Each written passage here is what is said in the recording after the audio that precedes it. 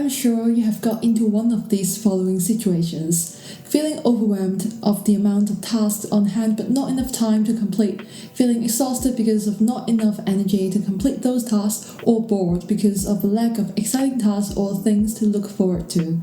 What's the real problem behind all that? When it comes to living a good life and achieving our goals, we sometimes try too hard to find the perfect morning routine, productivity system, or goal-setting method.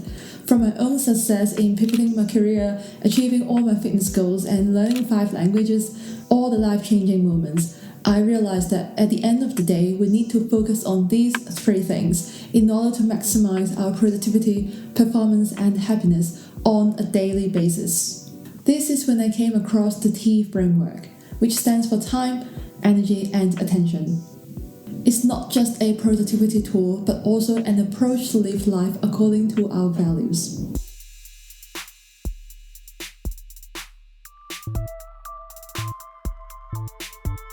Hello and welcome back to my channel. My name is Venus and I'm an accountant turned music therapist who's passionate in mindful productivity, mental health, and of course music.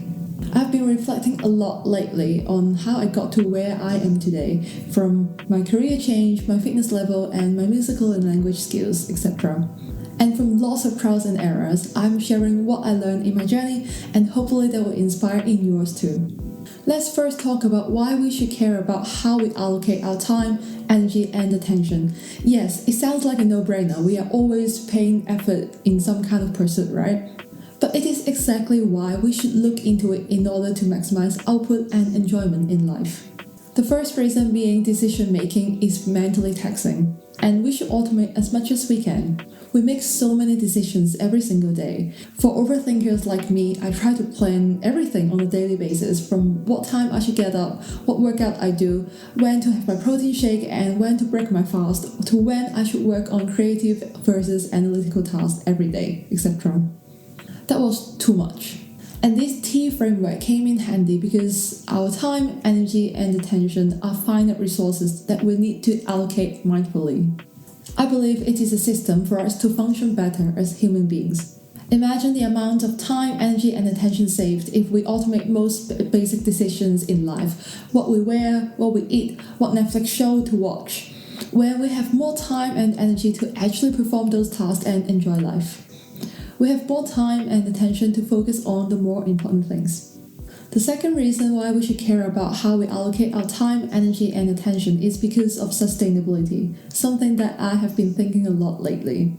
For example, if your goal is to get 6 packs by summer, all you need to do is to change your workout routines and diet in late winter or spring. The problem is that it's not sustainable. You bounce back quickly in autumn and then you have to go through the process again next winter, which is honestly quite painful. The better way to approach this is to actually design a healthy lifestyle that you can stick to 85% of the time, like finding the type of workout and recipes you enjoy doing and eating while having some cheat days occasionally without throwing you off completely. Achieving a goal requires temporary change. Improving your life, however, requires fundamental and continuous effort for systematic change. That's why when I think about optimizing performance and productivity, I am thinking long-term. I'm thinking sustainability. I'm thinking of how to improve the system, my daily habits, and lifestyle changes that I can actually stick to. Which means I can enjoy the process, which is life, and I can be happy along the way. I don't need to put off happiness in the future and think, I will be happy when I finally achieve X. Every day I just show up and do the work. And that way you take motivation out of the equation as well. And this is the good thing about the T framework. You know yourself the best, so you make your own judgment call. What's the point of following successful entrepreneurs' 5 a.m. morning routine if you are actually a legit night owl? So what's the T framework? It is coined by entrepreneur Thanh Pham, who found out most productivity systems can be boiled down to these 3 things. T stands for time, managing your schedule, priorities, and how you actually invest, not just to spend your time. E stands for energy, how you actually manage your physical and mental energy to boost performance. And A stands for attention, clarity on your goals and tasks creates focus and undivided attention. These are fundamentals of how to function properly. Missing one of the elements and you experience situations we talked about in the beginning of the video. Feeling overwhelmed because of lack of time, feeling exhausted because of lack of energy, or feeling bored or distracted because of lack of attention. So let's apply the framework. Going back to those successes I have in the past, pivoting my career, learning languages, and also maintaining fitness level, I actually had systems in place to make sure I show up every day and do the work. And this is my approach to the T framework. Let's talk about attention first. So you need to get clarity on your goals so that you get intrinsic motivation. If we go back to the fitness example, if you just want to show off your abs during summer, it's not going to get you far. But for me, I have a very intrinsic reason to train because I want to improve my strength and endurance because of past experience. I strongly believe that health is the foundation of everything you do. Without health, you basically can't do anything. That's why I show up every day. I put that first thing in the morning. And you can see from my example that my core values drive my behaviors and goals. I want to have strength and longevity, that's why I train every day. I want to travel the world and explore, that's why I learn different languages. And I want to live a life with full potential, doing something that I actually enjoy, that's why I changed my career. And these are the areas that I put my attention in. So on a daily basis, I actually have 3 non-negotiables every single day that I would do without fail. And I do that through my morning journal, which is a template that you can download for free, link in the description box below. So every morning when I do my morning journaling, I have like a prompt for me to decide what are the 3 non-negotiables that I will get done today. They are based on my core values and they usually consist of working out, learning, and providing value in some way because these are actually the things that I can control. I can't control whether the client who comes in today will improve their growth motor skills or not, but I can make sure that I provide value. And I make sure I do some kind of learning either through Duolingo, not sponsored, or listening to podcasts when I drive. And recently I started this habit of putting these 3 non-negotiables on a list on my reminder app on iPhone. And then because I just updated to iOS 16, and then you can actually put that on your wallpaper to remind yourself that you need to get these 3 things done. And I think that's great. Next, let's talk about time. Your calendar should reflect your core values and priorities. And if it's not, whether due to obligations or responsibilities, whatever, ask yourself, what would I be doing if I had an extra hour of the day? At this point, you should know that I hate to hear people say they need to kill time. I already don't have enough time, thank you very much. Time is a finite resource and we should allocate that mindfully, or better, invest it so that our future self will be thankful. Invest in learning new skills, invest in things that help you live up to your core values. So how to make sure that our schedules reflect our priorities? Time blocking. I'm a big fan of this. I use my Google Calendar extensively for this. I like to allocate around 1 to 2 hours for important stuff that I determine from the attention session, whether that be writing the article or filming this YouTube video, because these are important things to me. And recently, you can see from my Google Calendar, I'm trying to do a pull-up in 3 weeks, so you can see my calendar reflect that. I always wake up first thing in the morning, and I just put an automatic event to have the pull-up every day until the deadline. And I think it's important to highlight that I'm not asking you to utilize every single second to doing something. Sometimes doing nothing is good and you need to take a break from time to time, right? Because you need to recharge your energy, which is another element in this T framework. And that's why I have this gap, like the leeways on Google Calendar, because I'm so bad at estimating how long things actually take. So I want to be realistic as well. And I approach boosting my energy and performance in 3 ways. The first thing is to find out your chronotype. What is a chronotype? It's basically your internal body clock, your sleep patterns and your habits. So Daniel Pink, the author of When, The Scientific Secrets of Perfect Timing, talked about how we can better manage our time and energy by understanding our internal clock. If you have been tracking your schedule, you might have found patterns of your activities. For example, I seem to be more able to create better quality content in the morning, and I never make good decisions at night. And here is how you can find out what bird is dictating your internal clock. Mark your general bedtime and wake-up time and find the midpoint of your sleep.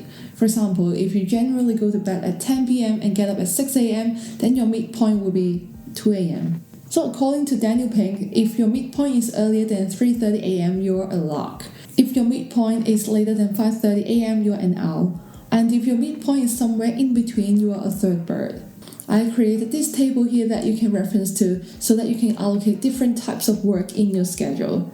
For example, I'm a lark. That's why it's better for me to decide what I should do early in the morning and also work on analytical tasks and leave all the insightful tasks later in the afternoon.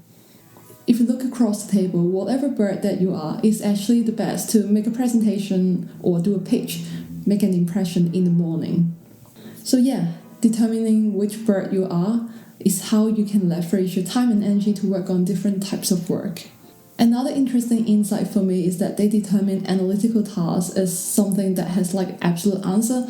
So even for practicing piano for me, because there's like a standard tempo and standard key that you have to press, like there's a sequence to it. That's why it's an analytical task. That's why you need focus, and that's why you should do it early in the morning. And I find it quite interesting. So the second thing to boost your energy and performance is to do this energy cycle matrix. So I came across this energy cycle reflection from Chris Park's newsletter a while ago, and I've gained massive insight from it. I have included his template down below. So Chris Parks used to be a professional poker player, and then he became a performance coach, and I came across his content thanks to Ali Abdal. Anyway, according to him, there are two complementary approaches to maximizing your energy. One is to focus on capacity, which is optimizing your diet, your sleep, and exercise. And the second component is utilization, which is matching the most important activities to the highest energy times, which go back to the chronotype that we talked about. And I found this really helpful. Let's look at my current approach. So regarding capacity, I'm actually doing intermittent fasting. So on most days, I will do 15-9 depending on where I'm at in my menstrual cycle. And occasionally, I skip it in the weekends. And I try to have more homemade food. And I try to get 7-ish hours of sleep every night.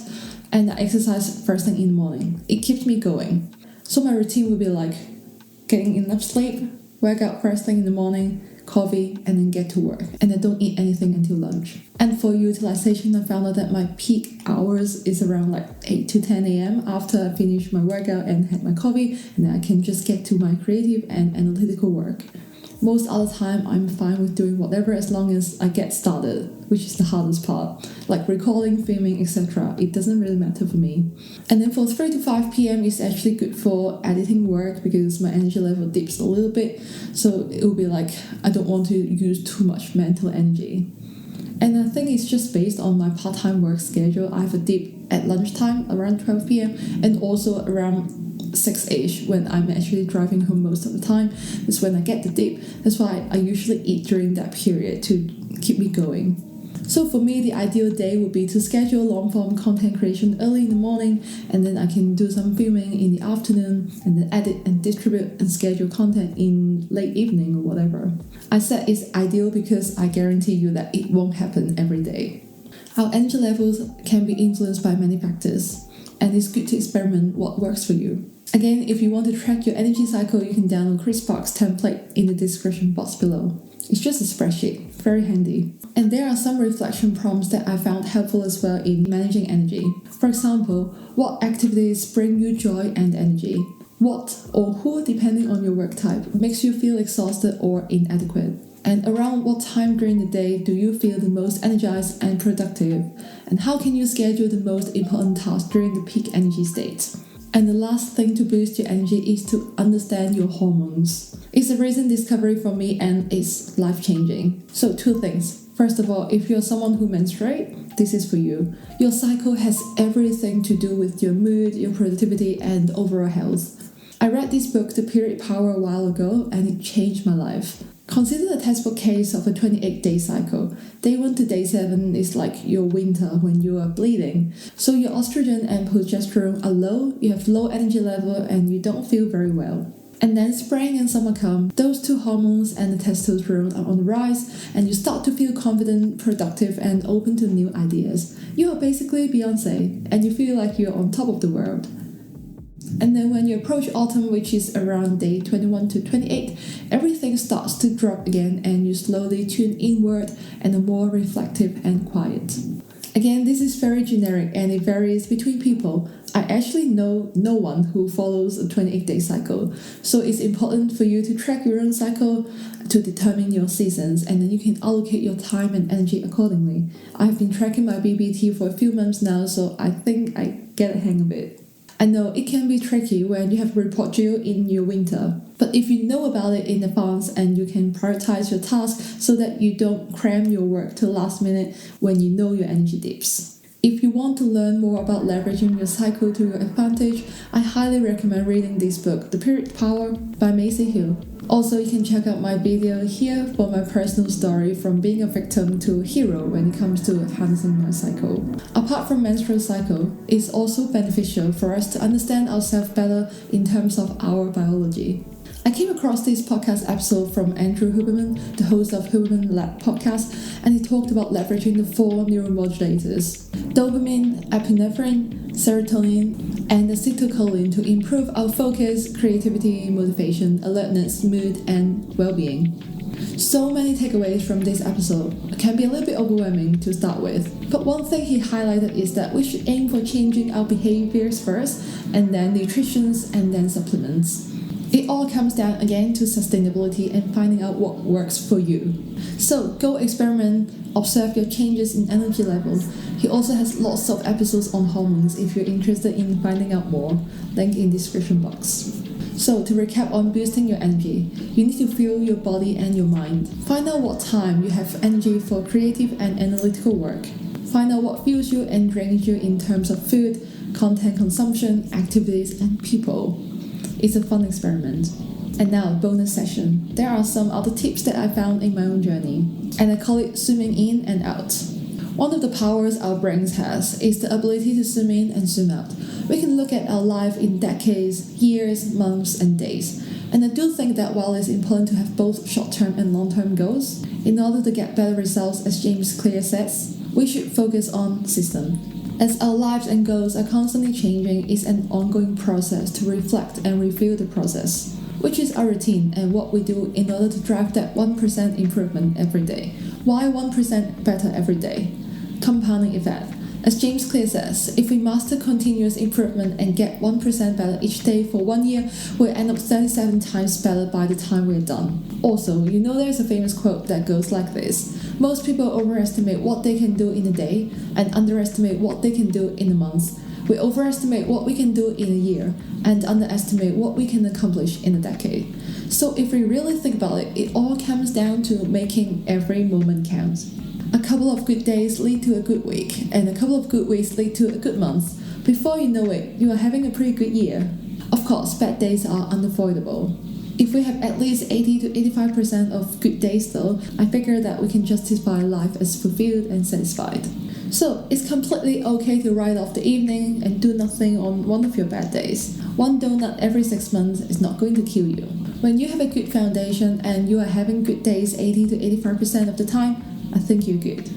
So I hope this video increases your awareness of where your time, energy, and attention go currently and inspires you to take baby steps to get closer to your ideal self and goals. Go plan and experiment. Aim for that 1% improvement and apply the 80-20 rule when you apply the T framework. If you enjoyed this video, please check out my free 5-day email course I created for you to set the tone for your next 6 months so that you can be a better version of yourself. I cover topics like productivity, goal setting, and mental health in depth with worksheets for you to reflect and plan ahead. Link in the description box below. Thanks for watching, and I will see you in the next one.